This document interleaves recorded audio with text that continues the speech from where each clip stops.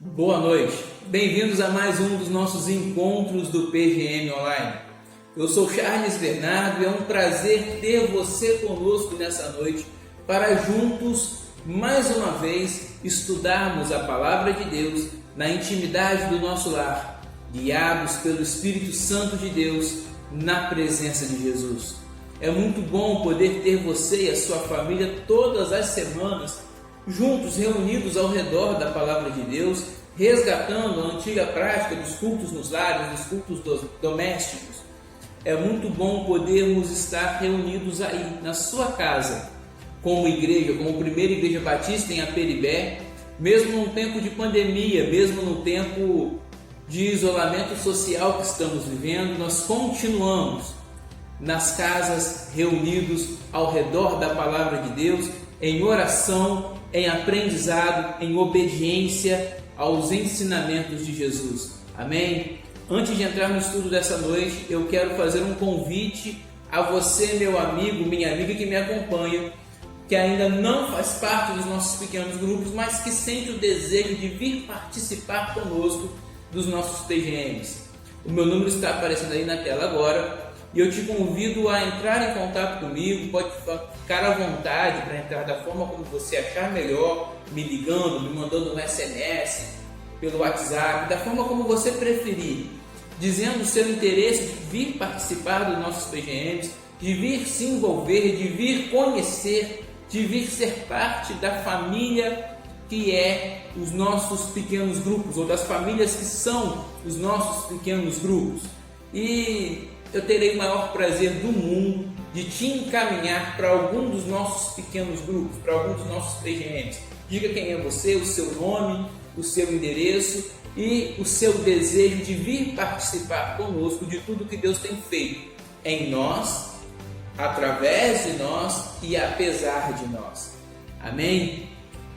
Quero dizer também, dar um recado também a você, meu amigo, minha amiga que me acompanha e que já faz parte dos nossos PGMs, mas que nesse momento de isolamento social que estamos passando, sente que precisa conversar com alguém, que precisa desabafar, que precisa orar, que precisa se aconselhar, tirar alguma dúvida da Bíblia ou dos nossos estudos de Salmos.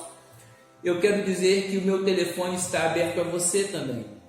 Caso você precise de um ombro amigo para chorar, para te ouvir, para orar com você, para aconselhar você em algum momento, saiba que do lado de cada tela vocês têm um amigo em Cristo Jesus, assim como o próprio Cristo é nosso amigo, porque o reino de Deus é um reino de amigos. Então você que me acompanha, que faz parte dos nossos pequenos grupos e sente o desejo no seu coração de estar orando, de estar tirando alguma dúvida, de estar buscando algum conselho, de estar às vezes até mesmo desabafando, chorando, pode ficar à vontade para me procurar, seja a hora que for, para a gente poder conversar, para a gente ter o prazer de passar alguns momentos conversando ao redor da Palavra de Deus, aprendendo juntos mais da Palavra de Deus, orando juntos, buscando a Deus juntos em amizade. Amém? Feito esse convite, dado esse recado, eu te convido agora a entrar no texto, no estudo do texto dessa noite, que é o Salmo 32. Nós, em nossa caminhada pelo livro de Salmos, durante esse momento virtual, nós já vimos mais de 30 capítulos do livro de Salmos. Nós já passamos do capítulo 30, chegamos hoje ao capítulo 32. São 32 semanas aprendendo juntos a palavra de Deus. Eu confesso para você, para os irmãos, que tem sido estudos que têm falado ao meu coração e eu espero em Deus que também tenham falado ao coração dos irmãos. Agora eu te convido a ler comigo os 11 versos do capítulo 32 do livro de Salmos. Como é feliz aquele que tem as suas transgressões perdoadas e seus pecados apagados. Como é feliz aquele a quem o Senhor não atribui culpa e em quem não há hipocrisia. Enquanto eu mantinha escondidos os meus pecados, o meu corpo definhava de tanto gemir. pois dia e noite a tua mão pesava sobre mim, minhas forças foram se esgotando como em tempo de seca. Então reconheci diante de ti o meu pecado. Não encobri as minhas culpas, eu disse. Confessarei as minhas transgressões ao Senhor, e tu me perdoastes a culpa do meu pecado. Portanto, que todos os que são fiéis orem a ti, enquanto pode ser encontrado. Quando as muitas águas se levantarem, elas não os atingirão. Tu és o meu abrigo, tu me preservarás das angústias e me cercarás de canções de livramento. Eu o instruirei e o ensinarei no caminho que você deve seguir. Eu o aconselharei e cuidarei de você. Não sejam como o cavalo ou o burro, que não têm entendimento, mas precisam ser controlados com freios e rédeas. Caso contrário, não obedecem. Muitas são as dores dos ricos, mas a bondade do Senhor protege quem nele confia. Alegrem-se no Senhor e exultem, vocês que são justos. Cantem de alegria, todos vocês que são retos de coração. Amém? Nós lemos os 11 versos, e nesses 11 versos nós encontramos o salmista em dois momentos da sua oração. No primeiro momento, o salmista está lembrando as suas experiências. Ele está do verso 1 até o verso 5, se lembrando de tudo que ele já passou com Deus, de tudo que já aconteceu na sua vida. E essa é a primeira parte do Salmo 32. É uma lembrança, é um evocar, melhor dizendo, as lembranças das suas memórias de oração. E na segunda parte, que vai do verso 6 ao verso 11, é um conselho, é um aconselhamento para nós, para a minha vida e para a sua vida. E eu quero conversar um pouquinho sobre esses dois momentos de lembrança, e a partir do que eu lembro, eu aconselho. E para começar, no verso 1 e 2, como é feliz aquele que é inocente diante do Senhor. O salmista está declarando que não há felicidade nesse mundo capaz de superar a felicidade de ser achado puro de coração diante de Deus.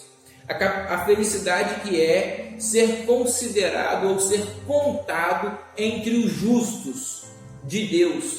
Quando Deus olha para a terra, quando Deus passa os seus olhos pela terra, Deus enxerga os seus filhos, e esses são as pessoas mais felizes da terra.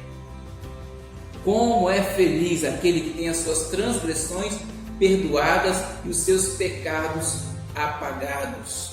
Como é feliz aquele a quem o Senhor não atribui culpa, em quem não há hipocrisia. Esses são os versos 1 e o verso 2 do Salmo 32. E nesses dois versos o salmista está falando sobre a pureza de coração diante de Deus. Como é feliz ser achado puro de coração diante de Deus. E eu costumo falar que nós conseguimos viver sem dinheiro, nós conseguimos viver sem família, nós conseguimos viver até mesmo sem saúde, mas nós não conseguimos viver com a culpa, com o peso da culpa remoendo o nosso coração, remoendo a nossa mente. Então, como é feliz aqueles que são livres do peso da culpa. E por que eles são livres do peso da culpa? Porque eles não sentem mais culpa? Não, porque Deus os livrou desse peso, porque Deus removeu a culpa deles. E como que acontece isso? Quando eles deixam a sua hipocrisia de lado. Como é feliz aquele que não é hipócrita. E não é hipócrita porque ele chega diante de Deus e ele confessa os seus pecados a Deus. Ele chega diante de Deus e abre o seu coração confessando quem ele realmente é, a vida que ele realmente leva. Que são dos versos 3 em diante. Enquanto eu mantinha escondidos os meus pecados, o meu corpo definhava de tanto gemer. Enquanto eu mantinha escondido quem eu realmente sou, enquanto eu mantinha uma máscara de religiosidade, uma máscara de falsidade, na frente das pessoas eu era uma coisa, na frente dos irmãos eu sorria, eu cumprimentava, eu abraçava, na frente da congregação eu cantava, eu pregava, eu ensinava, mas por trás eu era outra coisa, eu era mentiroso, eu era fofoqueiro, eu era arrogante, eu era alguém que espalhava o ódio, espalhava o rancor.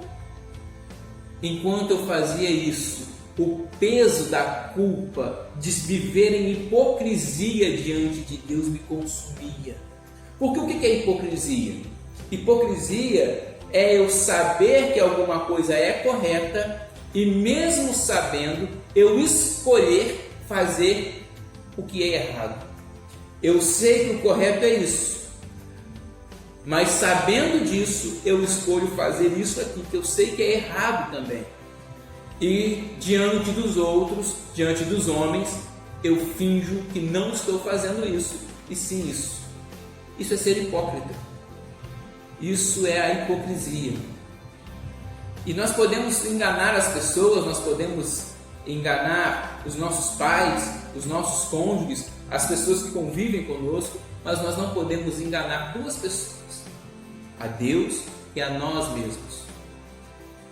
Não se engana a Deus, não se engana ao nosso eu. Eu não consigo me enganar. Eu sei exatamente o que é certo e o que é errado. E enquanto eu me calar diante de Deus, praticando o errado, eu não alcançarei o perdão de Deus. Por isso a culpa jamais vai sair dos meus ombros. Porque quando eu confesso os meus pecados ao Senhor, quando eu confesso a minha hipocrisia ao Senhor, quando eu assumo diante de Deus quem eu realmente sou, Deus perdoa a culpa dos nossos pecados. Deus te remove esse peso da minha vida. Por isso o salmista abre falando: como é feliz aquele que já foi contado entre os inocentes diante de Deus. Por quê? Porque é santo, é sem pecado, é alguém com poderes sobrenaturais? Não, porque é sincero diante de Deus e conversa com Deus e abre o seu coração diante de Deus, assumindo as suas falhas, assumindo os seus erros, assumindo quem realmente é. Porque quando nós fazemos assim, Deus vai nos tratando, nos perdoando e transformando o nosso interior, transformando o nosso coração. O que transforma o coração humano não é o levantar a mão num culto de domingo.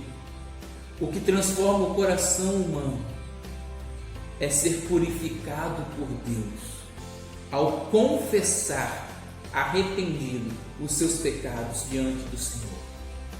Pai, me perdoa porque eu fiz isso. Pai, me perdoa porque eu sou assim. Pai, tem perdão, tem misericórdia de mim, porque esse sou eu. O Senhor está vendo quem sou de verdade, quem eu sou de verdade, por isso me perdoa. E como é feliz aquele que alcança o perdão do Senhor. Como é feliz aquele que vive em paz com Deus e consigo mesmo. Como é feliz aquele que vive uma vida leve, sem peso da culpa, porque esse peso foi removido por Deus. E o salmista, por saber a felicidade que é viver assim, o salmista começa a aconselhar no verso 6. Portanto, que todos os que são fiéis orem a ti enquanto pode ser encontrado. Portanto, se há essa felicidade tão grande em ser contado entre os justos, entre os inocentes diante de Deus, então todos nós que confiamos em Deus, que temos fé em nosso Deus, devemos estar continuamente diante de Deus, falando com Deus, diante de Deus, buscando a Deus e confessando os nossos pecados diante de Deus, abrindo mão da nossa hipocrisia. Porque quando as muitas águas se levantarem, eles não serão atingidos. Tem duas coisas que eu quero conversar nesse verso 6, na parte B do verso 6. A primeira é que o salmista deixa bem claro que as muitas águas vão se levantar. Novamente, embora em um contexto de descanso, em um contexto de esperança em Deus, de alegria, como é feliz aquele que confessa o seu pecado diante de Deus e arrependido e alcança o perdão, alcança a misericórdia de Deus, mas mesmo diante de um contexto de um coração quebrantado e contrito, o salmista novamente nos lembra que mais cedo ou mais tarde as muitas águas se levantarão. Mais cedo ou mais tarde os problemas vão se levantar. Mais cedo ou mais tarde a tempestade vai chegar. E o salmista diz assim na parte A: portanto, que todos os que são fiéis orem a ti enquanto pode ser encontrado. Não espere o tempo de angústia chegar na sua vida para você abrir o seu coração diante de Deus. Não espere a tempestade bater na sua porta para você confessar os seus pecados diante de Deus. Não espere as coisas começarem a dar errado para você começar a ter uma vida de oração, uma vida de conversa com Deus e diálogo com Deus. Antes, faça da oração o carro-chefe da sua vida. Faça da oração o momento mais importante do seu dia. Por quê? Porque quando os problemas chegarem, e eles vão chegar, é isso que está nos dizendo o verso 6, eles não os atingirão. Mas não vai atingir quem? Todo mundo? Não vai atingir todo mundo que frequenta a primeira igreja, todo mundo que frequenta os PGMs, todo mundo que me acompanha. Não vai atingir quem? Não vai atingir aqueles que fazem da oração a sua prática de vida. Não vai atingir os fiéis que estão diante de Deus continuamente. Em outras palavras, que felicidade é essa dos versos 1 e 2? É a felicidade de saber que mesmo quando a tempestade chegar, Deus vai continuar a cuidar de mim.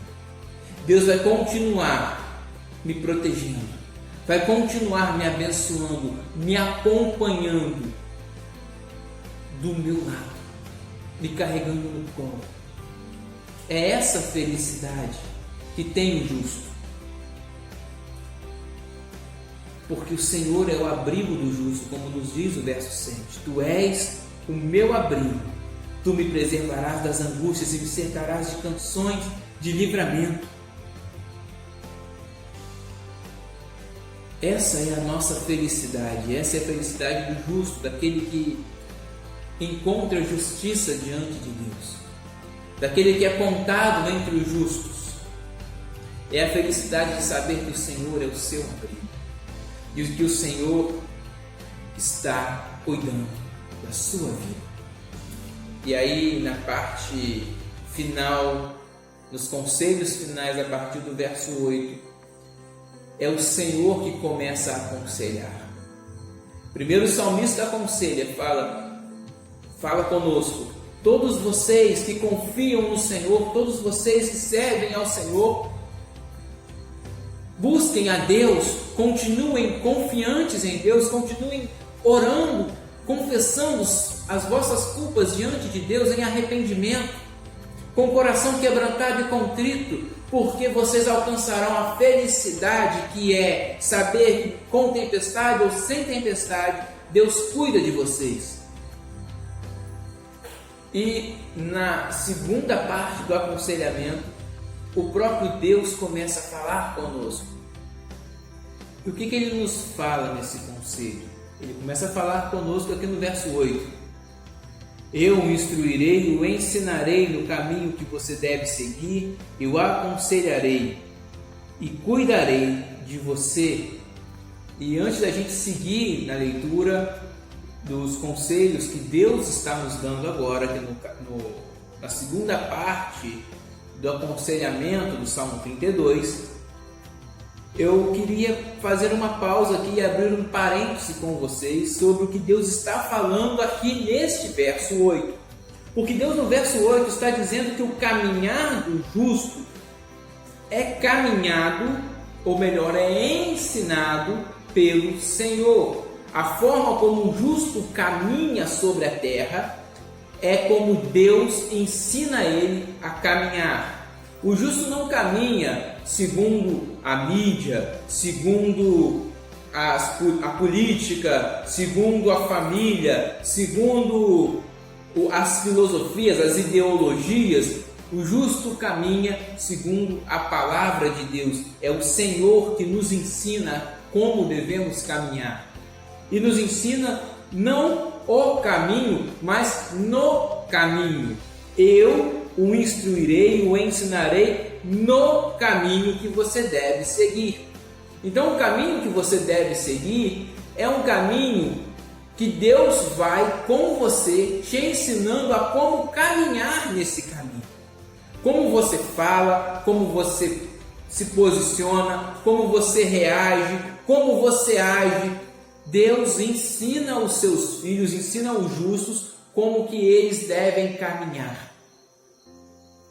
E aí ele continua no verso 9. Não sejam como o cavalo ou o burro, que não têm entendimento, mas precisam ser controlados com freios e rédeas, caso contrário não obedecem. Não é uma ofensa que Deus está fazendo aqui no verso 9. O que Deus está fazendo aqui é nos aconselhando a não sermos obstinados, teimosos, inconsequentes. Não sejam pessoas que não pensam antes de agir. Não sejam pessoas descontroladas, pessoas que necessitam de freios, que necessitam de amarras o tempo inteiro, porque vocês não têm controle sobre vocês mesmos. Porque o justo tem controle, o justo tem domínio próprio. Um dos sabores do fruto do Espírito é o domínio próprio, é aprender a se controlar, aprender a controlar os seus desejos. Não seja guiado ou controlado pelos seus desejos. E é isso que o salmista, ou melhor, que Deus está falando conosco aqui no verso 9. Porque nós precisamos ter entendimento daquilo que fazemos. E entendimento está falando conosco sobre duas coisas que precisamos ter. Precisamos ter memória, porque se eu não tiver memória, eu não vou me lembrar de Deus e eu vou viver uma vida de zombaria a Deus, porque eu não vou me lembrar quem é Deus ou o que Deus tem me ensinado, eu não vou me lembrar tudo o que eu já passei com Deus e por isso a minha vida vai ser vivida em zombaria a Deus. E eu preciso ter consciência do que eu estou fazendo, porque se eu não tenho consciência do que eu falo e do que eu faço, como eu posso saber que eu estou em obediência a Deus? Que o que eu estou falando, o que eu estou fazendo é uma atitude de obediência a Deus se eu não tenho consciência das minhas atitudes. Por isso eu preciso ter entendimento, eu preciso ter consciência do que eu estou fazendo. Porque muitas são as dores dos ímpios. As pessoas que não obedecem a Deus, as pessoas que vivem como se Deus não existisse, elas sofrem muitas dores. E que dores são essas? São freios e rédeas, porque elas mesmas, por sua inconsequência, por agir por impulso, por agir por desejo, por agir por um desejo descontrolado, elas acabam se ferindo, se machucando, elas acabam infligindo sobre elas mesmas dores que elas não precisavam passar por essas dores. Muitas são as dores daqueles que vivem de forma inconsequente, porque a vida nos ensina.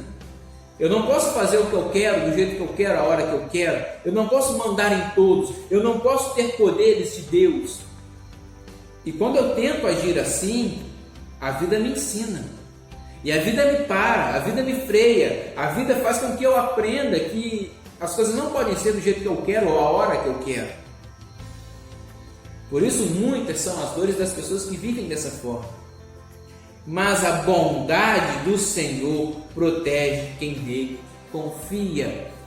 Duas coisas nessa parte B do verso 9. A primeira é que a bondade, do verso 10. A primeira é que a bondade do Senhor é o que nos protege. O que protege a sua vida, a sua casa, a sua família, não é a sua conta bancária, não é a sua amizade, a sua influência na sociedade, não é o candidato que vai ganhar ou que vai perder, o partido político A ou o partido político B, sei lá o que você acha que faz, que pode fazer para te proteger. O que nos protege não é nada desse mundo, porque nada desse mundo pode nos dar proteção. O que nos protege é a bondade do Senhor. A bondade do Senhor protege aqueles que nele confiam. A bondade do Senhor protege aqueles que de verdade confiam em Deus e que, por confiarem em Deus, abrem mão de confiar em outras coisas. Eu não preciso confiar no dinheiro, eu não preciso confiar na influência, na política, eu não preciso confiar em outras coisas, porque eu confio em Deus e a bondade de Deus me protege. Amém? Proteja a minha casa, a minha família. E para terminar no verso 11: alegrem-se no Senhor, vocês que são justos. Quem pode se alegrar no Senhor? Aquele que é contado como um justo, aquele que é feito justo diante de Deus, porque teve o seu pecado perdoado, teve as suas transgressões perdoadas, a sua maldade lavada pelo sangue do Cordeiro. Cantem de alegria. Quem pode cantar de alegria? Todos vocês que são retos de coração. Então, qual é a felicidade do Salmo 32? Ou a felicidade que o salmista abre o Salmo 32? É a felicidade de ser reto de coração, de ser justo aos olhos de Deus. E como nós podemos alcançar essa felicidade? Como nós podemos nos tornar justos aos olhos de Deus? Como nós podemos alcançar essa retidão de coração? Tendo um coração quebrantado e contrito, buscando a Deus constantemente, orando sem cessar, confessando as nossas culpas diante do Senhor, arrependidos, quebrantados, contritos, para que o Senhor remova da nossa vida o peso da culpa, o peso da condenação, o peso do pecado, o peso de estar separado de Deus, porque os nossos pecados fazem separação entre nós e Deus. Mas quando nós confessamos eles ao Senhor, arrependidos, com o coração quebrantado, quando nós confessamos eles ao Senhor e buscamos obedecer a palavra do Senhor, o sangue de Cristo nos purifica de todo o pecado e nós podemos então ter comunhão com Deus. E essa é a alegria do justo, a alegria de saber que é contado como alguém de coração reto, é contado como alguém de coração puro, é contado diante de Deus como alguém que vive sem o peso do pecado e sem o peso da culpa. E como eu disse no começo desse vídeo, nós conseguimos viver sem muitas coisas, em muitas situações diferentes, mas afligidos pela culpa, angustiados pelo peso da culpa, nós não conseguimos viver. A culpa nos consome. Por isso a minha oração nessa noite é que você possa abrir o seu coração diante de Deus. Abrir mão de toda a hipocrisia, que não apenas você, porque quando eu falo, eu estou falando para mim também, então eu vou mudar a minha fala, que nós possamos abrir mão de toda a nossa hipocrisia e que nós possamos apresentar os nossos corações quebrantados e contritos ao Senhor, para que Ele nos purifique de todo o mal, para que nós possamos desfrutar da alegria que é ter Jesus em nosso coração, da alegria que tem aquele que é um justo do Senhor, aquele que tem um coração puro diante de Deus. Por isso que você tem, que eu tenho, que nós tenhamos um coração puro diante de Deus. Amém? Esse foi o estudo do nosso PGM dessa sexta-feira, dessa semana, do Salmo 32. Peço que ao longo da semana você volte com a sua família no Salmo 32, revisite esse texto, anote, escreva, faça suas anotações sobre aquilo que Deus tem falado ao seu coração e que você possa ter uma noite, que nós possamos ter uma noite de paz, um final de semana de harmonia e uma semana de quebrantamento de coração diante de Deus, para que possamos experimentar a verdadeira alegria que é termos comunhão com Deus. Amém? Que Deus te abençoe, um forte abraço. Um último recado antes de nos despedirmos: amanhã às 6 horas nós temos o PGM de jovens e adolescentes aqui no tempo histórico da nossa igreja. Então você, jovem adolescente acima dos 12 anos, está convidado a estar conosco no nosso PGM amanhã. E até a próxima sexta-feira para mais um dos nossos estudos do PGM Online, nossos estudos, a nossa conversa sobre o livro de Salmos, se Deus quiser. Amém?